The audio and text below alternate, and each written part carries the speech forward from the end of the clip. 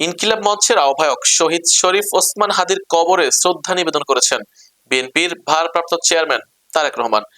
বিস্তারিত থাকছে স্টাফ রিপোর্টারের প্রতিবেদনে। শনিবার বেলা 11:30টার কিছু আগে তিনি ঢাকা বিশ্ববিদ্যালয়ে কবি কাজী নজরুল ইসলামের সমাধির পাশে অবস্থিত ওসমান হাদির কবরে পৌঁছে জিয়ারত করেন। ওসমান হাদির কবরে ফুল দিয়ে সেখানে হাদি সহ সকল জুলাই শহীদদের জন্য দোয়া করা হয়। পাশাপাশি জাতীয় কবি কাজী নজরুল ইসলামের কবরেও ফুল দিয়ে শ্রদ্ধা জানান তারেক রহমান।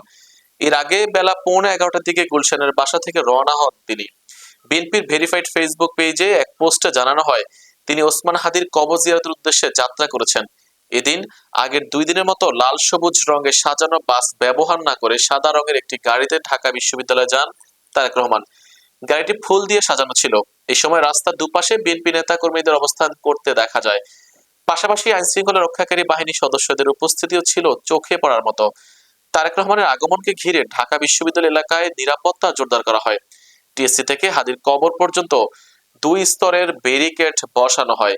শাহবাগ থেকেও পুলিশের ব্যারিকেড ও নজরদারি ছিল।